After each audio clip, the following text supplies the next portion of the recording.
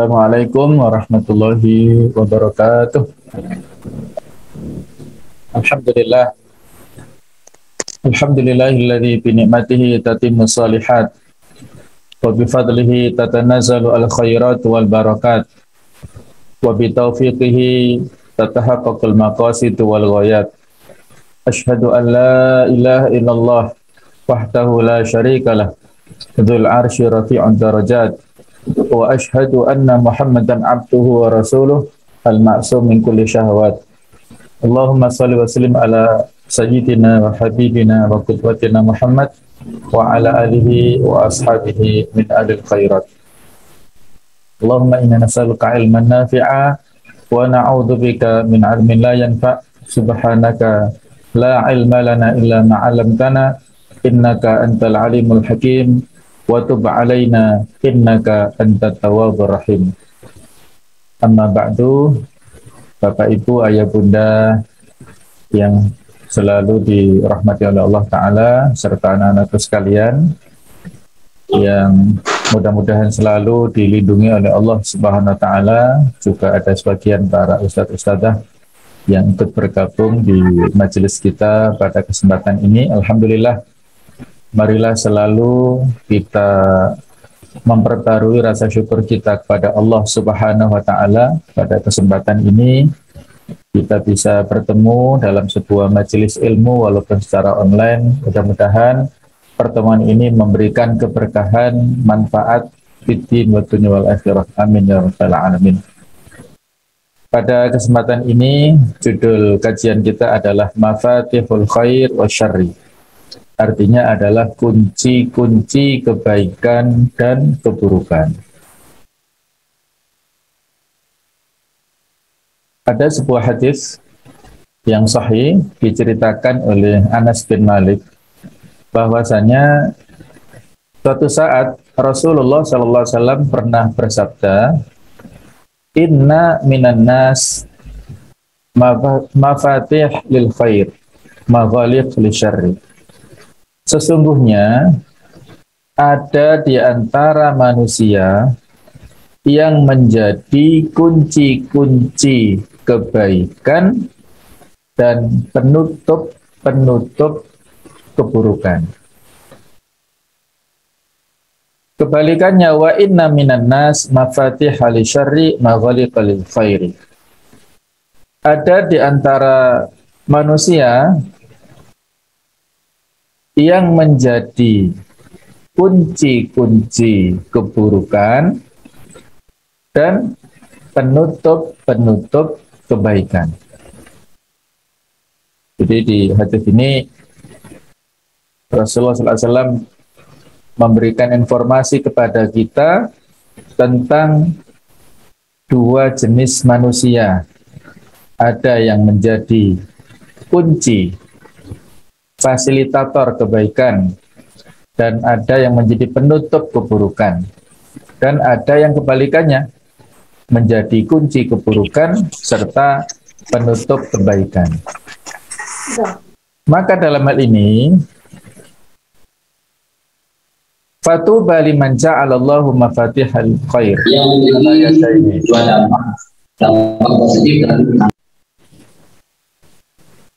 Maka beruntunglah bagi siapa yang Allah jadikan sebagai kunci-kunci kebaikan atas kedua tangannya.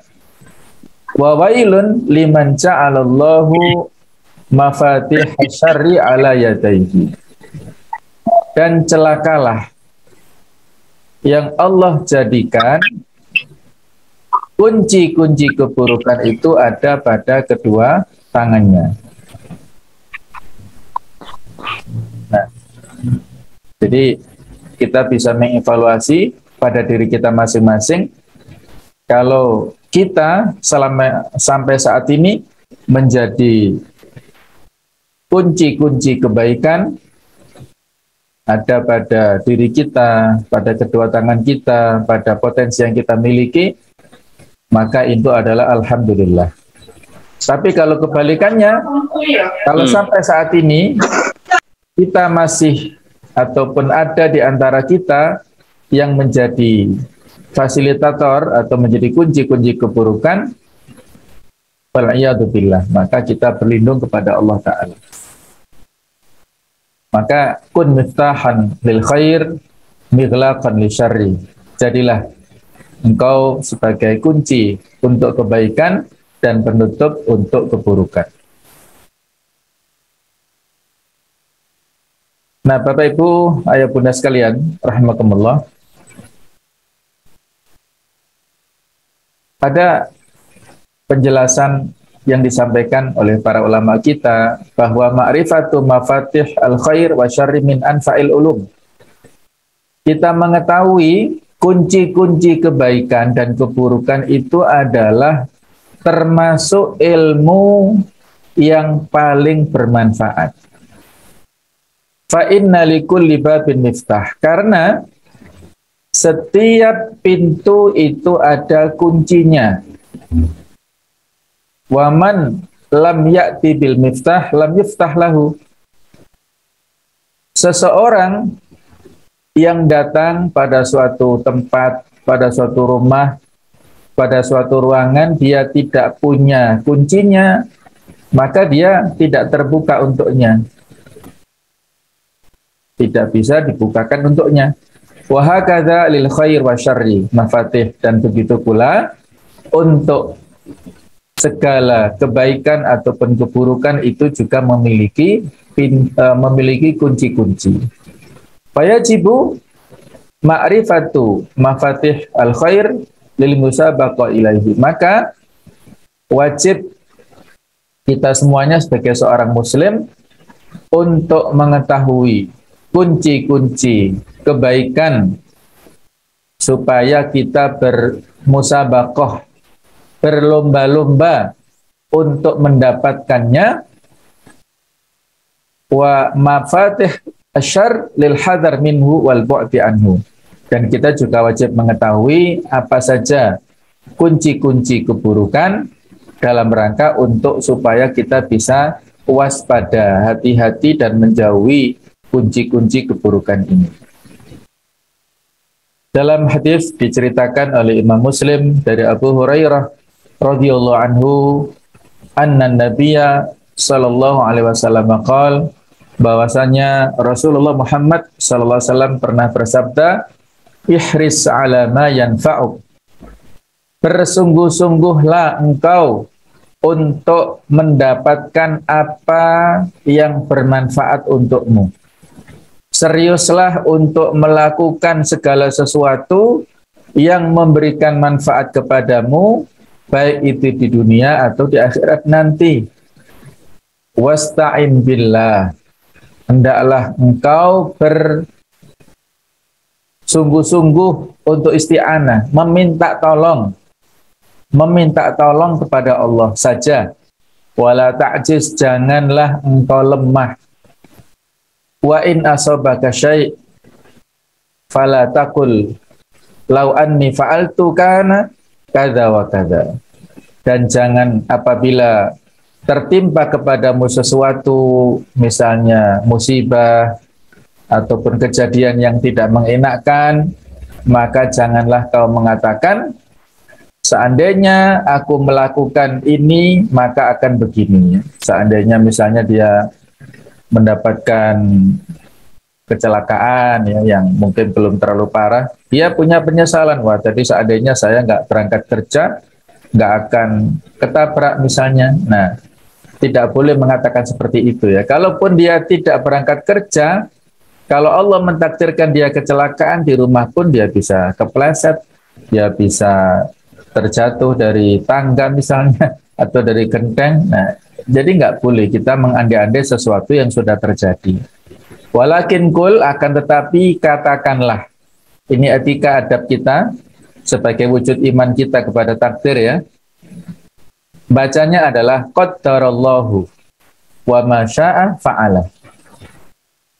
Sering saya dengar qadarullah, ya nggak salah sih, cuman yang lebih tepat ini fi'il madhi karena ada terusannya ya. Qadarullah adalah isim masdarnya. Nah, kalau fi'il madhinya itu adalah ada tasydidnya ya. Qaddarallahu, Allah telah mentakdirkan. Wa masya'a, dan apa yang dikehendaki Allah, fa'ala, Allah mengerjakannya. Allah sudah menuliskan di Lauhul Mahfuz, sudah mentakdirkan 50.000 tahun sebelum terciptakannya langit dan bumi, itu nasib seluruh makhluknya ditulis oleh Al-Qalam di Lauhul Mahfuz. Sehingga tidak ada alasan kita untuk menyesali ataupun berandai-andai tadi. Wa ma syaa fa'ala, dan Allah yang apabila berkehendak Allah kerjakan. Fa inna lau taftahu amalan syaitan, karena kalimat lau seandainya untuk yang sudah terjadi itu akan membuka peluang setan, akan memberikan bisikan-bisikan yang buruk, yang negatif kepada kita dengan meragukan kepada takdir Allah dan lain-lainnya. Nah, kemudian Al-Imam Ibnu Qayyim Al-Jauziyah memberikan penjelasan lebih lanjut. Waqad ja'alallahu subhanahu likulli matlubin miftahan yuftahu bihi. Dan sungguh Allah telah menjadikan untuk setiap apa yang kita inginkan ada kuncinya yang bisa kita pakai untuk membuka. Faja'ala miftahas sholati tuhur, maka Allah menjadikan kunci sholat itu adalah bersuci. Ini kita bahas satu persatu dulu. Jadi sebagaimana disebutkan dalam hadis, miftahus sholat at-tuhur, kunci pembuka sholat itu adalah bersuci. Dalam hal ini, kalau hadas kecil adalah berwudu, kalau hadas besar adalah harus mandi junub. Wa tahrimuhat takbir, dan pengharamannya itu adalah dengan takbir. Yang sebelumnya bicara itu halal, ketika sudah takbir bicara menjadi haram. Yang sebelumnya gerakan-gerakan manusiawi, garo-garo ataupun ada sesuatu yang kaitannya dengan sebagai makhluk hidup, manusia pasti bergerak ya.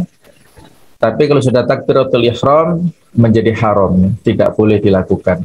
Ada batasan-batasan. Wa tahliluha at-taslim. Penghalalannya, finishingnya itu adalah dengan salam. Kalau sudah salam boleh bergerak kanan, bergerak kiri, ya, tapi sebaiknya adalah khusyuk dulu untuk berzikir ya. Yang pertama yang kita percepat, wa miftahul haji al-ihram, bahwasanya kunci pelaksanaan ibadah haji itu adalah al-ihram.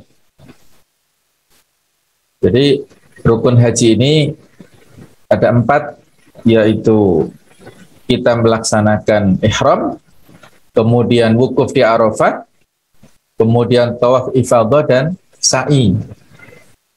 Baik itu kita melaksanakan haji tamattu, qiran atau ifrad, ini ihram ini sebagai pembukanya. Kalau biasanya jamaah haji Indonesia adalah tamattu dulu, niat untuk melaksanakan umroh dulu, berarti pembukanya adalah ihram untuk umroh dulu. Jadi kalau sebelum melaksanakan ihram kita boleh memakai wangi-wangian, kita boleh memotong kuku, boleh memotong rambut, dan lain-lain. Tetapi kalau sudah ihram untuk melaksanakan umroh ataukah haji ini, maka menjadi haram. Nah, kita sudah berarti statnya haji pada saat kita melaksanakan ihram di mikot. Apakah kita yang kalau gelombang 1 adalah dari Madinah, itu mikotnya dari Dzul Hulaifah atau Bir Ali. Kalau mikot untuk gelombang kedua berarti di atas pesawat, baik itu di atas Yalamlam atau Kornel Manazil. Kemudian yang ketiga, wa miftahul birri as-sidq, kunci kebaikan itu adalah kejujuran. Jadi kunci kebaikan itu adalah kejujuran. Alaikum bisidqi fa inna sidqa yahdi ilal birri. Kalian harus memiliki sifat jujur, Karena jujur itu akan mengarahkan kepada kebaikan. Wa innal birra yahdi ilal jannah, dan sesungguhnya kebaikan itulah yang akan mengantarkan kepada surga. Wa iyyakum wal kadzib, kalian harus menjauhi kebohongan. Fa innal kadziba yahdi ilal fujur, karena kebohongan itu akan mengantarkan seseorang kepada keburukan, kepada dosa. Wa innal fujur yahdi ilan nar, dan sesungguhnya perbuatan yang dosa, yang salah itulah yang mengantarkan seseorang ke neraka. Jadi kunci daripada segala kebaikan itu adalah sifat jujur. Dengan jujur insya Allah kita akan berada di kebaikan. Tapi kalau sudah bohong satu kali, maka akan diikuti kedua kali, ketiga kali, dan seterusnya, menjadi pembohong akhirnya. Yang keempat adalah wa miftahul jannah at-tauhid, bahwa kunci surga itu adalah bertauhid, yaitu sebagaimana hadis riwayat dari Imam Ahmad, miftahul jannah la ilaha illallah, kunci surga itu adalah kalimat tauhid la ilaha illallah.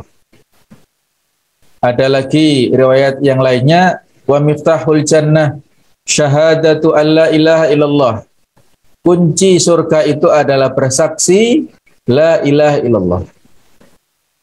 Ada juga hadis yang lain, man syahida an la ilaha illallah illa wajabat lahul jannah, siapa yang bersyahadat tidak ada zat yang bisa untuk diibadai dengan benar kecuali Allah, maka orang yang seperti itu wajib untuk mendapatkan surga. Ini hadis yang mutawatir maknawi, artinya para ulama hadis banyak yang meriwayatkan dengan beberapa macam versi. Yang versi ini ada sekitar 34 perawi yang meriwayatkan hadis dengan makna yang seperti itu. Ada seorang tabi'in yang bernama Wahab bin Munabbih. Itu mengatakan kepada orang yang bertanya kepada beliau, alaysa miftah al-jannah la ilaha illallah, wahai al-imam Wahab bin Munabbih, bukankah kunci surga itu adalah kalimah la ilaha illallah? Maka beliau mengatakan, qala bala, betul. Walakin ma min miftah illa lahu asnan. Tetapi kata beliau, tidak ada satu kunci pun kecuali ada giginya. Nah, seperti ini kan. Setiap kunci ada giginya. Fa in ataita bi miftahin lahu asnan futihalaka. Kalau kamu datang dengan kunci yang ada giginya, maka dibukakan untukmu. Wa illa lam yuftah laka. Kalau kamu datang enggak membawa kunci tapi enggak ada giginya, maka tidak dibukakan. Hadis riwayat Bukhari ini. Jadi kita masuk surga ini ada tiket, yaitu la ilaha illallah. Tetapi bagaimana tiket ini kalau dalam bahasa kita aktifasi supaya berfungsi dan berlaku tidak expired, maka otomatis harus ada aplikasinya. Artinya syahadat itu kita realisasikan dalam bentuk amal yang nyata. Laisal iman bitamanni. Iman itu bukan hanya angan-angan. Walakin ma waqara fil qalbi. Iman itu adalah apa yang menancap kuat di dalam hati kita. Wasat wa aqarrahu bil lisan, kita nyatakan dengan lisan, wasattaqahul amal, dan kita buktikan dengan amal nyata. Nah, baru kita dengan amal nyata itulah kita timbangan kebaikannya akan banyak dan akan mendapatkan kemuliaan untuk masuk ke surganya Allah Subhanahu wa ta'ala. Yang kelima adalah wa miftahul ilmi husnul su'al wa husnul isgha. Nah, ini bagi anak-anakku sekalian, para santri-santriwati, para penuntut ilmu. Kunci ilmu itu adalah bagus dalam hal bertanya dan bagus dalam hal menyimak. Nah, jadi menyimak dengan baik, juga bertanya dengan baik. Ada proses dialog antara guru dan murid. Kalau tidak paham, ditanyakan. Kalau tidak bertanya, mana tahu si gurunya kalau muridnya belum paham. Jadi harus ada komunikasi yang lancar antara guru dan murid. Fas'alu ahla dzikri in kuntum la ta'lamun. Bertanyalah kepada orang yang berilmu apabila kalian tidak mengetahuinya. Jadi itulah kunci untuk mendapatkan ilmu dalam proses belajar, itu adalah kita menyimak segala yang disampaikan oleh guru kita, ustadz kita, para mubalik, para penceramah, dengan berbagai media apapun, apakah offline ataukah online, kita simak dengan baik. Kemudian kalau ada yang belum jelas, kita bertanya. Pada saat kita bertanya itulah, ya bisa jadi ustadznya lupa belum menyampaikan, maka ketika kita bertanya menjadi ingat dan menjadi ilmu tambahan kepada peserta yang lain.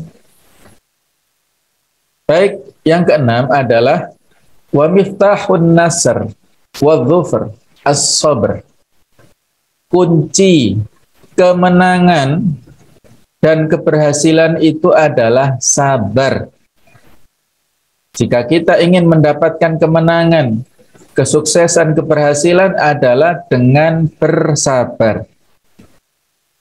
Di hadis Arba'in yang ke-19, di ujung hadis Rasulullah SAW mengatakan wa'alam anna nasra ma'as sabr. Ketahuilah bahwasanya kemenangan itu bersama dengan kesabaran. Wa annal faraj ma'al qarab. Dan bahwasanya kelonggaran itu bersama dengan kesusahan. Kesenangan itu bersama dengan kesusahan. Wa anna ma'al usri yusra. Dan bahwasanya bersama dengan kesulitan itu ada kemudahan. Ada lagi sebuah nasihat mahfudhat man sabara dhafira. Siapa yang bersabar, maka dia akan mendapatkan kemenangan. Ibnu Qayyim al-Jauziyah memberikan nasihat bahwasanya Allah menjadikan sikap sabar itu ibarat kuda pacu yang tidak pernah terperosok. Kuda pacu artinya kuda yang dipakai untuk berlomba, mengejar sesuatu, suatu kemenangan, suatu tujuan. Seperti itulah ibaratnya kesabaran. Kuda pacu yang tidak pernah terperosok. Bagaikan pedang yang tidak pernah tumpul, selalu tajam untuk menggores, bahkan memotong sesuatu. Dan juga kesabaran itu seperti bala tentara yang selalu menorehkan kemenangan. Yang berangkat jihad fisabilillah, tentaranya untuk mendapatkan kemenangan tidak terkalahkan. Dan ia tidak ubahnya seperti benteng kokoh yang tidak bisa dihancurkan ataupun retak. Sabar dan kemenangan, kata Ibnu Qayyim, itu adalah seperti dua saudara kembar yang selalu bersanding dan tidak terpisahkan. Luar biasa ya, nasihat yang sangat mendalam dari Ibnu Qayyim al-Jauziyah, seorang ulama yang sangat luas ilmunya, terutama dalam hal-hal tazkiyatun nafas dan juga kejiwaan. Jadi sabar dan kemenangan itu adalah ibarat dua saudara kembar yang tidak terpisahkan dan yang selalu bersanding. Ketika kita ingin mendapatkan kemenangan, maka syaratnya adalah harus bersabar. Tidak boleh gerusa-gerusu, tidak boleh ya tergesa-gesa ya. Jadi harus sabar. Baik. Berikutnya kita lanjutkan adalah poin yang ketujuh, yaitu miftahul mazid asyukr. Kunci ditambahkannya rizki kita itu adalah dengan bersyukur. Ayat yang sudah sangat kita hafal, surat Ibrahim ayat 7, la in syakartum la azidannakum, apabila kalian bersyukur maka aku akan menambahkan nikmat untuk kalian. Dalam tafsir Ibnu Katsir dikatakan la in syakartum ala nikmati la azidannakum ala ta'ati. Kalau kalian bersyukur atas nikmatku, maka aku akan menambahkan kalian untuk bisa mentaatiku, mentaati Allah Subhanahu wa taala maksudnya.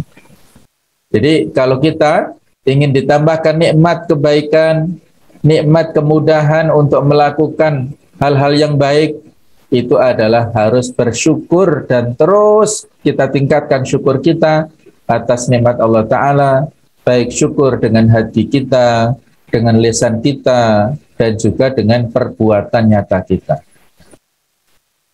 Kemudian yang ke-8 adalah miftahul walayati al-mahabbah wa dzikr, yaitu kunci al-walaya. Al-walaya itu adalah al-qarabah. Kunci kita memiliki kedekatan, kemudian kita diberikan perlindungan, diberikan ma'unah dari Allah Subhanahu wa taala, itu adalah dengan al-mahabbah wa dzikr, yaitu kita mencintai dan selalu berzikir. Apabila kita ingin menjadi seorang waliullah, kekasih Allah Subhanahu wa taala, maka kita harus mencintai Allah Subhanahu wa taala dengan kecintaan yang totalitas, kecintaan yang maksimal, dan juga selalu kita tingkatkan zikir sepanjang waktu, kita ingat dan senantiasa menyebut nama Allah taala. Innama waliyukumullahu wa rasuluhu walladzina amanu, sesungguhnya wali kalian, pemimpin, pelindung, penolong kalian adalah Allah, Rasulnya, dan orang-orang yang beriman. Kemudian yang ke-9 adalah miftahul falah at-taqwa. Kunci daripada kesuksesan, keberhasilan adalah dengan bertakwa. Seperti disebutkan di surat Ali Imran ayat yang terakhir, ayat yang ke-200. Akhir ayat itu Allah mengatakan wattaqullah la'allakum tuflihun, dan bertakwalah kalian kepada Allah, mudah-mudahan kalian mendapatkan al-falah, yaitu keberuntungan, keberhasilan, kesuksesan. Jadi takwa itu adalah merupakan syarat kita untuk mendapatkan al-falah di dunia sampai di akhirat nanti.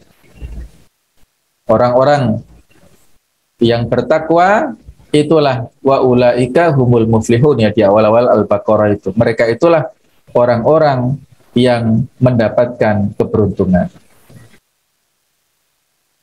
Baik, berikutnya yang ke-10 adalah wa miftahu taufiq ar-raghbatu war-rahbah.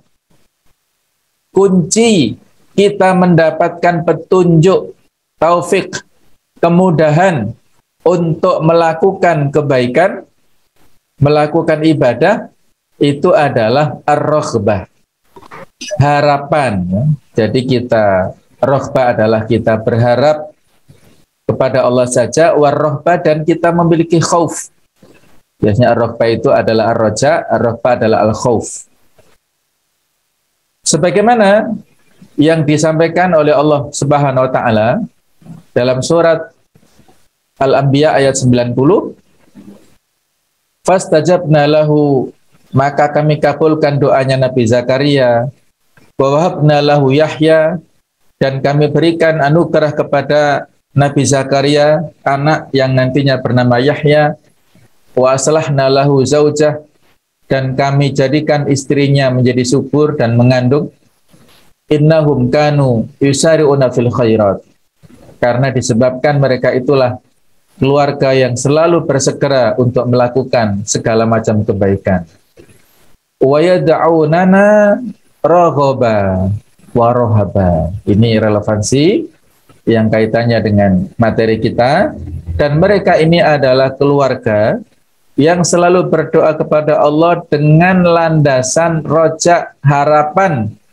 Ini penuh harap, warohaba, dan penuh kecemasan. Harap-harap cemas, bainar rojak wal khauf, wa kanu lana khashi'in, dan mereka adalah orang-orang yang khusyuk kepada kami, yang takut kepada Allah Subhanahu wa taala. Jadi sekali lagi ya, supaya kita mendapatkan taufik dari Allah Ta'ala adalah dalam ibadah kita itu harus disertai dengan harapan dan kecemasan. Kita berharap yakin Allah menerima taubat ataupun ibadah-ibadah kita, dan kita cemas, jangan-jangan kita sudah capek-capek sholat malam, ternyata ada perasaan ujub sehingga tertolak. Jangan-jangan kita sudah capek-capek, sudah puasa, haus lapar, puasa sunnah, tetapi ada unsur-unsur gurur, ya, ada perasaan lebih baik daripada orang lain dalam diri kita, sehingga puasa kita percuma. Jangan-jangan ya pada saat kita sudah baca Al-Quran sampai di misalnya ya di masjid atau di mushola dengan sound system yang keras misalnya ya, tapi ada unsur-unsur sum'ahnya ingin didengar, maka menjadi tertolak amal kita. Itu harus ada perasaan khauf dalam diri kita. Baik, berikutnya langsung saya ket ya, oleh akeh.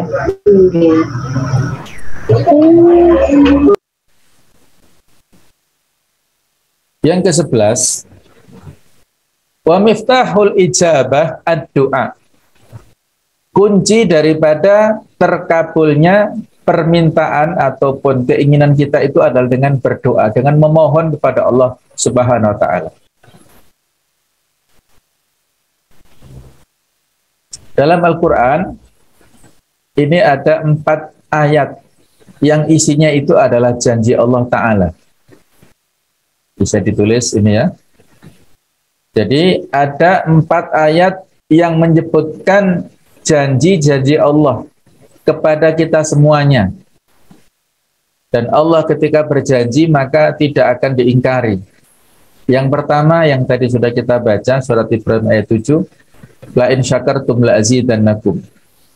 Jadi ada syarat, apabila kita bersyukur maka akibatnya Allah akan menambahkan nikmat kepada kita. Yang kedua, janji Allah, fadkuruni adkurkum, maka ingatlah kepadaku, niscaya aku ingat kepada kalian. Al-Baqarah 152. Yang ketiga, wa ma kana Allahu mu'adzibahum wa hum yastaghfirun. Tidaklah Allah mengazab mereka selama mereka memohon ampun kepada Allah, beristighfar kepada Allah.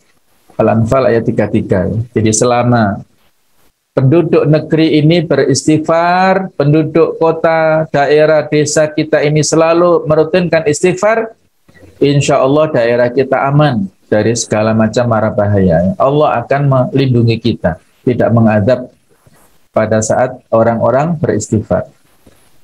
Nah, yang keempat, kaitannya dengan tema kita pada poin ke-11 ini adalah ud'uni astajib lakum.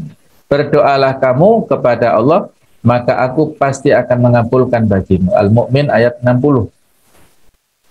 Fasbir inna wa'dallahi haq, maka bersabarlah, sesungguhnya janji Allah itu adalah benar. Innallaha la yukhliful mi'ad, sesungguhnya Allah tidak akan menyalahi janjinya. Ini ada hadis riwayat Tirmidzi, Allah wa anta muqinun bil ijabah. Berdoalah kepada Allah pada saat kamu itu meyakini akan dikabulkan. Dan ketahuilah bahwa Allah tidak mengabulkan doa dari hati yang lalai. Artinya pada saat kita berdoa harus khusyuk. Tanda diterimanya doa kita itu adalah pada saat kita suatu saat berdoa sambil khusyuk, dengan khusyuk bahkan mungkin sambil menangis, maka teruskan apa yang kita minta, teruskan minta kepada Allah, karena saat itulah momentum Allah akan memberikan, mengabulkan doa-doa kita. Kalau mungkin kita belum pernah khusyuk, berarti mungkin belum ada peluang dikabulkannya ya. Mungkin belum pernah selama ini kita doa sambil menangis, maka harus mengevaluasi diri kita. Nah, bisa jadi kita belum mendapatkan kesempatan untuk dikabulnya doa-doa kita. Jadi kembalinya kepada kita sendiri. Baik, berikutnya yang ke-12 adalah wa miftahur raghbah fil akhirah az-zuhdu fit dunya. Kunci cinta kepada akhirat itu adalah kita memiliki sifat zuhud di dunia. Jadi sekali lagi, bahwasanya kunci supaya kita mendapatkan menjadi pribadi yang orientasinya adalah akhirat, bertujuan untuk akhirat, maka kita harus memiliki sifat zuhud di dunia. Ada sebuah hadis yang disampaikan kepada kita, seorang sahabat pernah bertanya kepada Rasulullah sallallahu alaihi wasallam, "Ya Rasulullah, tullani ala amalin ahabbani Allah wa ahabbani an-nas." Wahai Rasulullah, tunjukkanlah kepada saya suatu amalan yang dengan itu Allah akan mencintaiku dan orang-orang akan mencintaiku. Maka beliau memberikan resep, izhad fit dunya yuhibbukallah. Zuhudlah kamu di dunia, maka Allah akan mencintaimu. Washad fima indan nas yuhibbukan nas. Dan zuhudlah kamu terhadap apa yang dimiliki oleh orang lain.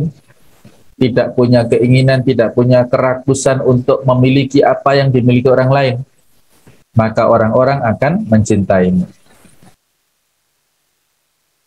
Ada sebuah nasihat juga dari seorang ulama besar, Ibnu Qayyim al-Jauziyah.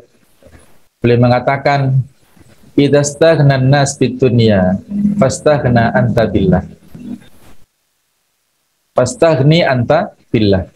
Di saat manusia memuaskan diri mereka dengan dunia, maka cukupkanlah dirimu dengan Allah Ta'ala. Jadi inilah cara kita supaya memiliki sifat zuhud dengan dunia. Kalau orang-orang bisa terpuaskan diri mereka dengan dunia, dengan segala fasilitasnya, dengan uang, dengan jabatan, dengan kedudukan, apapun mereka, dengan makanan dan sebagainya, maka fastaghni anta billah, cukuplah kita bermunajat kepada Allah Ta'ala, kita cukupkan diri kita, kepuasan itu nanti Allah yang akan memberikan jaminan. Wa idza farihu bid dunya fafrah anta billah. Di saat manusia membanggakan dunianya, mereka bergembira, hanyut, berfoya-foya di dunia dengan segala apa yang mereka miliki, maka berbanggalah dirimu dengan Allah Ta'ala. Cukuplah Allah yang menjadikan kebanggaan untuk kita, memberikan kegembiraan kepada kita, kita kembalikan kepada Allah Ta'ala. Wa idza ansau bi ahbabihim faj'al wa idza anisu, wa idza anisu bi ahbabihim, apabila mereka beramah lembut, mereka bisa akrab dengan orang-orang terkasihnya, faj'al unsaka billah, maka jadikanlah kelembutanmu, keakraban kita itu hanya kepada Allah Ta'ala, dengan sholat-sholat kita, dengan munajat kita. Wa idza ta'arrafu bi mulukihim wa kubaraihim wa taqarrabu ilaihim liyanalu bihimul izzata wa rif'ata fata'arraf anta ilallah wa tawaddad ilaihi tanal bidzalika ghayatal izzati wa rif'ah. Apabila manusia mencari muka dari para penguasanya dan para tokohnya, mendekatkan diri kepada mereka agar memperoleh kehormatan dan kedudukan tinggi, yang dalam bahasa kasarnya penjilat, yaitu ABS asal Bapak senang, maka kenalilah dirimu di hadapan Allah. Berlemah tunduklah kepadanya, engkau akan meraih puncak kemuliaan dan ketinggian yang hakiki. Nah, nanti ada penjelasan lagi tentang kunci kemuliaan nanti ya. Jadi inilah suatu sikap yang hendaknya dimiliki oleh seorang muslim. Hasbunallahu wa ni'mal wakil. Cukuplah bagi kita Allah dan dialah sebaik-baik wakil kita, penolong kita, sebagai pelindung kita. Ni'mal maula wa ni'man nasir. Jadi Allah adalah sebaik-baik pemberi perlindungan dan pertolongan kepada kita. Karena pada hakikatnya manusia dengan segala yang dimiliki ini kan ujian. Orang yang kaya diuji dengan uangnya. Orang yang memiliki jabatan tinggi diuji dengan kekuasaannya. Orang yang fakir diuji dengan kemiskinannya. Orang yang cantik diuji dengan kecantikannya. Orang yang tampan diuji dengan ketampanannya. Coba kita lihat, bersabar nggak mereka dengan itu? Dan kita sendiri, kira-kira Allah menguji kita dengan apa ini? Maka objektif harus kita lihat, apa sebenarnya yang diujikan Allah pada kita. Maka harus kita menghadapinya dengan sabar, qanaah dengan ridho. Tidak boleh membanding-bandingkan antara kita dengan yang lain. Misalnya dalam hal harta, semakin banyak kekayaan yang dimiliki oleh seseorang, semakin hartanya banyak, rumahnya 10, mobilnya 10 misalnya, propertinya banyak, sampai kalau diaudit mungkin sampai triliunan, maka hisab yang akan nanti ditanyakan Allah Ta'ala di akhirat, semakin lama semakin panjang, auditnya nanti semakin lama semakin panjang. Lama masuk surganya nanti. Nah, kalau orang-orang yang biasa-biasa saja, yang fuqara wal masakin, yang hartanya hanya ini itu saja, langsung mudah sekali untuk masuk surga. Karena auditnya singkat. Ya. Pertanggungjawabannya itu singkat dari amanah yang didapatkan di dunia. Nah, itulah ya makna zuhud yang luas biasa, yang luas ya. Kemudian kita teruskan yang ke-13. Wa miftah hayatil qalbi tadabburul Qur'an wa tarkud dzunub. Bahwasanya kunci kehidupan hati adalah menghayati Al-Qur'an dan meninggalkan dosa-dosa. Jadi Al-Qur'anul Karim ya, ini kita jadikan sebagai sarana untuk menghidupkan hati kita. Ibnu Qayyim mengatakan ayat-ayat Al-Qur'an akan menghidupkan hati sebagaimana bumi menjadi hidup dengan sebab air. Air yang gersang, yang tandus, kalau dikasih hujan, maka akan menyuburkan. Seperti itulah hati kita. Kalau sedang kering, maka pada saat kita ingin menyuburkannya, maka harus membaca Al-Quran. Semakin jauh diri kita berjarak dengan Al-Quran, maka akan semakin gersang rohani kita. Ada dalam riwayat disebutkan, hati ini berkarat seperti berkaratnya besi jika terkena air. Lalu beliau ditanya, apa pembersihnya? Sabda beliau adalah banyak mengingat mati dan juga sering-sering membaca Al-Quranul Karim. Baik. Berikutnya, yang ke-14 itu adalah wa miftah husulir rahmah as-sa'yu fi naf'i 'abdihi. Kunci untuk mendapatkan kasih sayang dari Allah Ta'ala, rahmat ini penting sekali. Kita masuk surga adalah karena rahmat Allah nanti. Apa kuncinya? Supaya kita mendapatkan rahmat Allah adalah as-sa'yu, berusaha fi naf'i 'abdihi, dalam memberikan manfaat untuk hambanya. Irhamu man fil ardi yarhamkum man fis sama. Berilah kasih sayang kepada orang-orang yang ada di bumi, niscaya yang ada di langit, Allah dan para malaikatnya itu akan memberikan kasih sayang kepada kalian. Wallahu fi aunil abdi, ma kana al-abdu fi auni akhihi. Allah senantiasa menolong hambanya selama hambanya tersebut menolong saudaranya. Hadis riwayat Muslim. Kemudian manusia yang dicintai Allah Ta'ala adalah yang paling memberi manfaat kepada orang lain. Bagaimana sabda Nabi, ahabbun nas ilallah anfa'uhum linnas. Manusia yang paling dicintai Allah Ta'ala adalah yang paling memberi manfaat kepada orang lain. baik itu manfaat dengan ilmunya, manfaat dengan waktunya, manfaat dengan tenaganya, manfaat dengan hartanya, nggak apa-apa, ya silahkan apa yang dia mampu untuk memberi kontribusi kepada orang lain. Wa ahabul amal ilallahi ta'ala sururun tudkhiluhu ala muslim. Amal yang paling dicintai Allah Ta'ala adalah kegembiraan yang dimasukkan oleh seseorang kepada saudaranya yang lain. Dengan memberikan bantuan kepadanya, memberikan uang mungkin, memberikan perlindungan, advokasi, bantuan, pembelaan kepadanya. Au takshifu anhu kurbatan, atau kita menghilangkan kesulitannya. Au taqdi anhu dainan, atau membayarkan utangnya. Au tatrutu anhu ju'an, atau kita memberi makan untuk menghilangkan rasa laparnya. Wali an amshi ma'a akhin fi hajatin ahabu ilayya min an atakifa fi hadzal masjid, yakni masjidan Madinah syahran.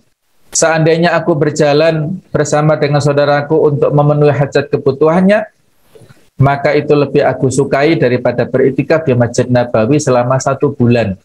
Coba kita bayangkan ya. Iktikaf di Masjid Nabawi ini fadilahnya sangat banyak.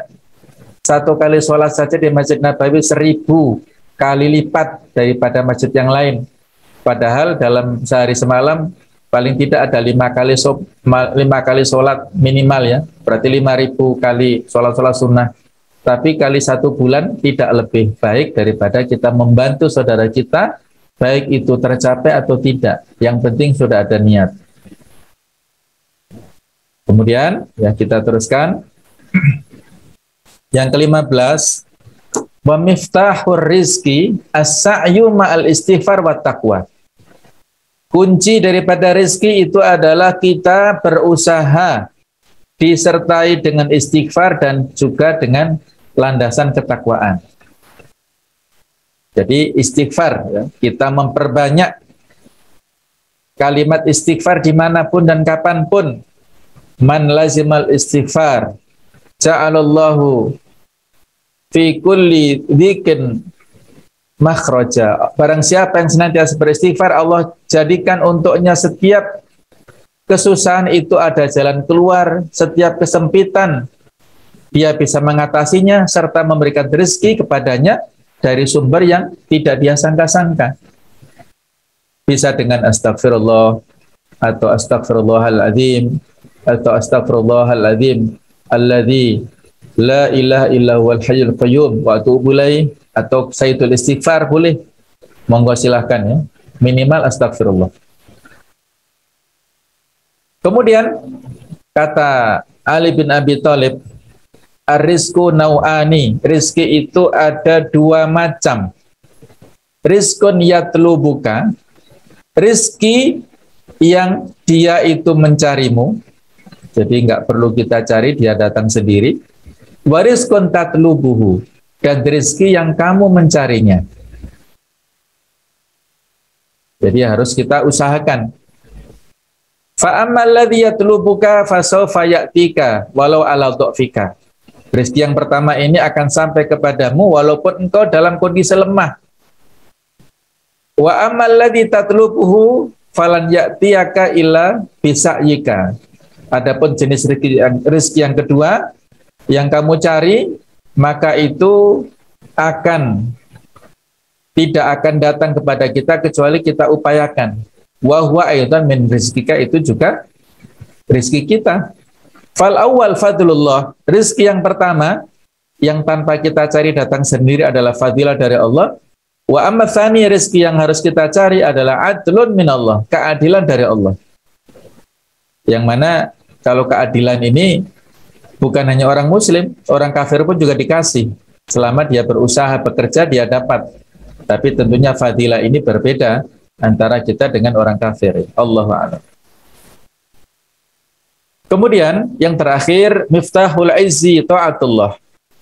Kunci daripada kemuliaan itu adalah dengan memiliki ketaatan kepada Allah Subhanahu wa taala. Jadi sudah kita sampaikan sumber kemuliaan. Fa innal izzata lillahi jami'a. Maka sesungguhnya kemuliaan itu hanyalah milik Allah semuanya. Nah, inilah ya, ada 16 kunci-kunci kebaikan yang sudah kita sebutkan. Mudah-mudahan kita diberikan kemudahan untuk mendapatkan 16 kunci sehingga kita dapatkan segala macam kebaikan. Lanjut ya, sambil kita teruskan. Ini dalil penguat daripada yang sudah kita baca tadi di surat Al-Munafikun. Walillahil izzatu, bagi Allah lah kemuliaan, wali rasulihi, dan juga bagi rasulnya, walil mu'minin, dan juga orang-orang yang beriman. Walakinal munafikin la ya'lamun, akan tetapi orang-orang munafik tidak mengetahuinya. Adapun kunci-kunci keburukan ini juga banyak. Ya, di antaranya adalah miftahun nar asyirku billah. Kalau tadi adalah kunci surga adalah dengan bertauhid, kebalikannya kunci neraka itu adalah dengan berbuat syirik. Nah, jadi syirik ini perbuatan dosa besar, zalim yang sangat luar biasa ya. Kesyirikan itu adalah kedzaliman. Ada pesan yang disampaikan oleh Luqman kepada putranya, la tusyrik billah, janganlah kamu berbuat syirik kepada Allah, inna syirka la dzulmun adzim, sesungguhnya syirik itu adalah perbuatan zalim yang sangat berat. Jadi inilah yang harus kita waspadai bersama, sebagaimana ayat-ayat Al-Quran Al-An'am 88, seandainya mereka mempersekutukan Allah, niscaya lenyaplah dari mereka amalan yang telah mereka kerjakan. Jadi syirik ini bisa menghilangkan amal-amal kita. An-Nisa 48, innallaha la yaghfiru ayyushraka bihi wa yaghfiru ma duna dzalika liman yasha. Allah tidak akan mengampuni dosa syirik dan akan mengampuni selain dosa syirik selama kita dalam hal ini ya. Kalaupun kita bertaubat, insya Allah semuanya ada peluang ampunan untuk kita. Al-Maidah 72 juga seperti itu.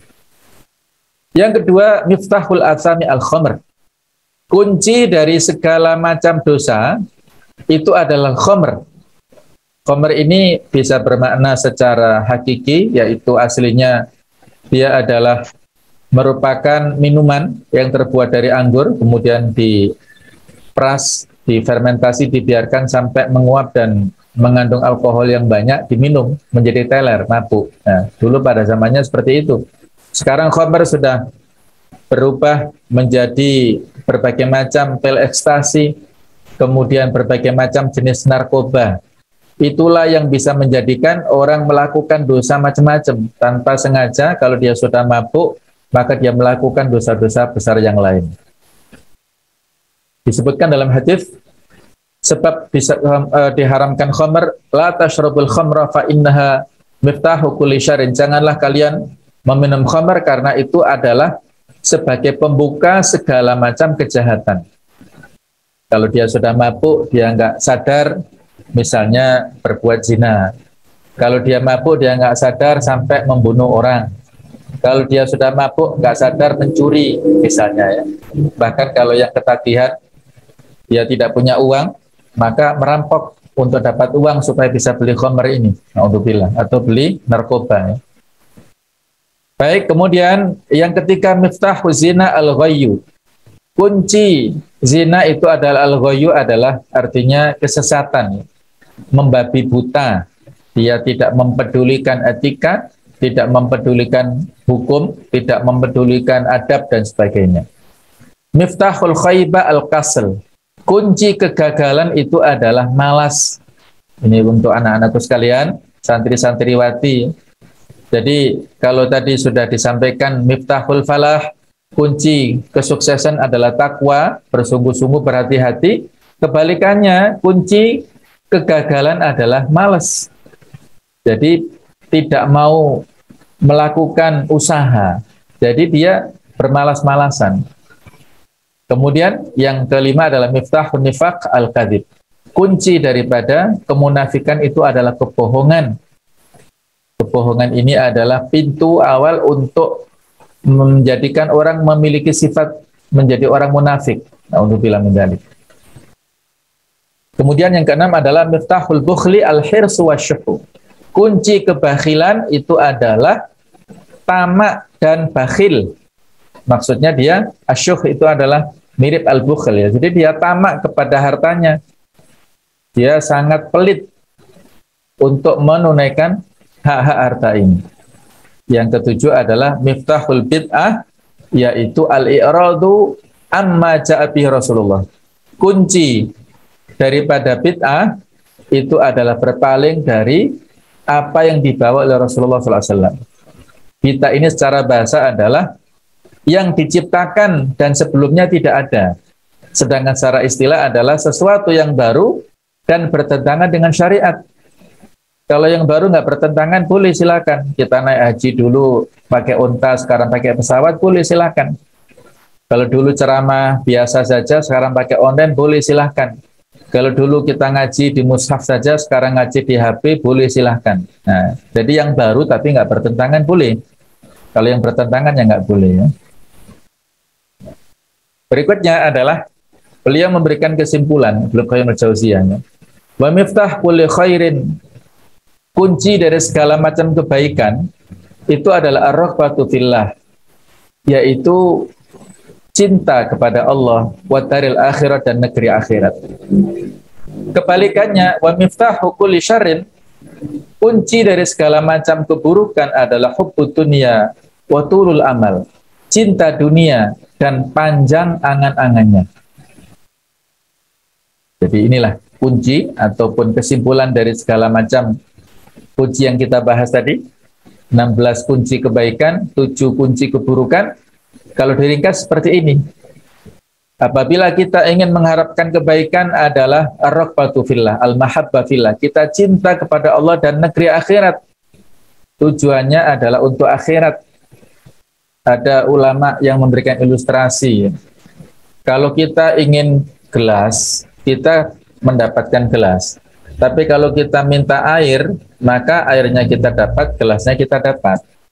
Begitu pula kalau orang itu ingin dunia, dikasih dunia. Tapi kalau orang itu minta akhirat, dunianya akan dikasihkan juga. Nah, seperti itu permisalannya.